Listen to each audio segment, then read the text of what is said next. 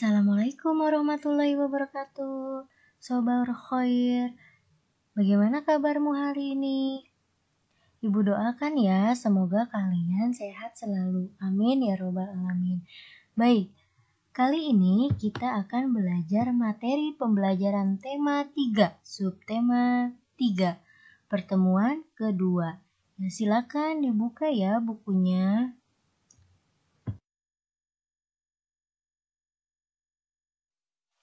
Baik, kita hari ini akan mempelajari materi pertama, yaitu pemanfaatan sumber daya alam hayati dan kegiatan ekonomi. Wah, pemanfaatan sumber daya alam hayati itu apa sih? Dan kegiatan ekonominya apa ya? Yuk kita simak. Ya, sumber daya alam hayati merupakan sumber daya alam yang dapat diperbarui. Artinya, sumber daya alam yang bila dimanfaatkan tidak akan habis.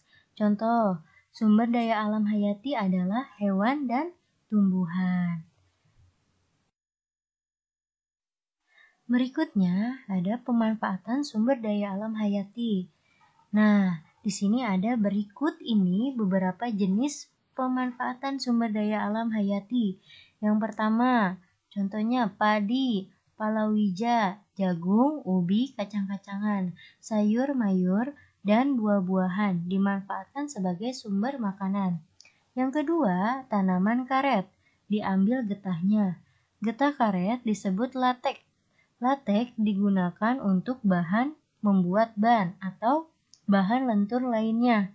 Yang ketiga, kelapa sawit, diambil buahnya. Buah kelapa sawit digunakan untuk bahan dasar dalam pembuatan minyak goreng, margarin, atau minyak cat. Yang keempat, kopi, teh, dan coklat dimanfaatkan sebagai bahan minuman. Yang kelima, berbagai hewan ternak dimanfaatkan sebagai sumber makanan seperti daging, sapi, kambing, ayam, dan bebek. Yang keenam, berbagai hasil laut seperti ikan, cumi-cumi, dan kepiting dimanfaatkan sebagai sumber makanan. Nah, yang terakhir, berbagai jenis pohon besar dimanfaatkan untuk diambil kayunya seperti jati, mahoni, dan sonokeling. Kayu tersebut dimanfaatkan untuk membuat perabot, rumah tangga, dan membangun rumah. Nah, berikut itu jenis-jenis pemanfaatan sumber daya alam hayati ya. Lanjut.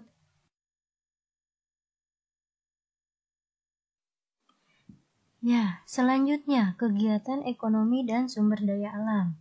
Keberadaan sumber daya alam di suatu tempat akan mempengaruhi kegiatan ekonomi masyarakat setempat. Sumber daya alam yang tersedia merupakan karunia Tuhan untuk dimanfaatkan manusia dalam memenuhi kebutuhannya.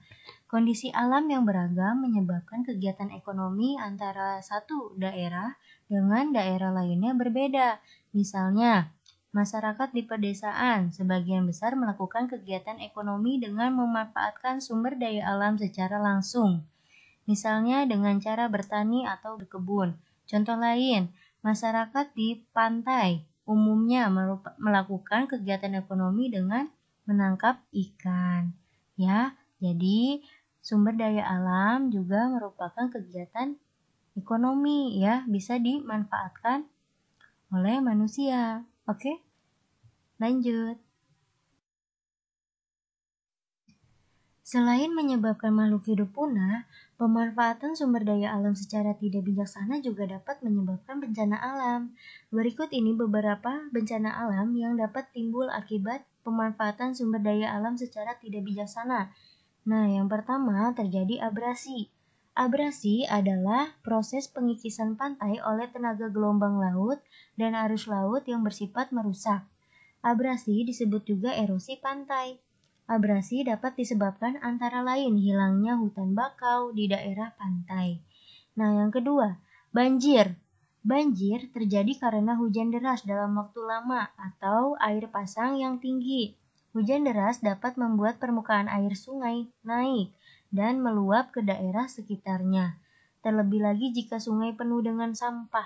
Salah satu penyebab banjir adalah penebangan hutan. Bila hutan ditebang, tidak ada akar-akar pohon mengikat air. Nah, yang terakhir, tanah longsor. Tanah longsor adalah peristiwa longsornya tanah dan batuan ke bawah bukit. Peristiwa ini dapat diakibatkan oleh hujan. Hujan mempercepat longsoran tanah dengan berbagai cara, seperti banjir. Tanah longsor juga disebabkan semakin berkurangnya hutan. Nah, ya, ada akibat pemanfaatan sumber daya alam secara tidak bijaksana. Oke, lanjut. Kita masuk ke materi kedua, montase. Apa itu montase? Yuk kita lihat.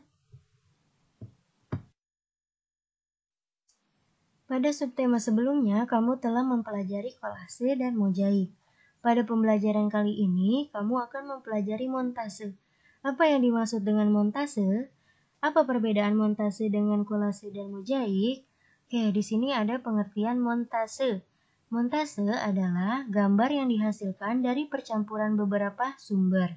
Karya montase dihasilkan dari menyatukan beberapa gambar yang sudah jadi, yaitu dengan cara memotong-motong gambar lalu dipadukan sehingga menjadi satu kesatuan. Misalnya, di majalah terdapat gambar rumah lengkap dengan halaman dan tanaman. Namun, kita hanya mengambil gambar rumahnya saja. Gambar rumah itu kemudian ditempelkan pada kertas gambar dan dipadukan dengan gambar lain. Alhamdulillah, pembelajaran hari ini telah selesai. Nah, jangan lupa ya kalian baca-baca buku juga, ya. Nah, sekarang Ibu berikan tugas ya. Yang pertama, kalian kerjakan halaman 107 yang ayo jawab. Nah, yang kedua mengerjakan halaman 105. Jika kalian sudah selesai mengerjakan tugas yang Ibu berikan, jangan lupa mengirimkan laporan DONS kepada wali kelas kalian masing-masing ya. Terima kasih sudah menyimak video pembelajaran dari Ibu. Mudah-mudahan ilmu yang didapat bermanfaat. Amin ya robbal alamin. Semangat ya. Ibu akhiri.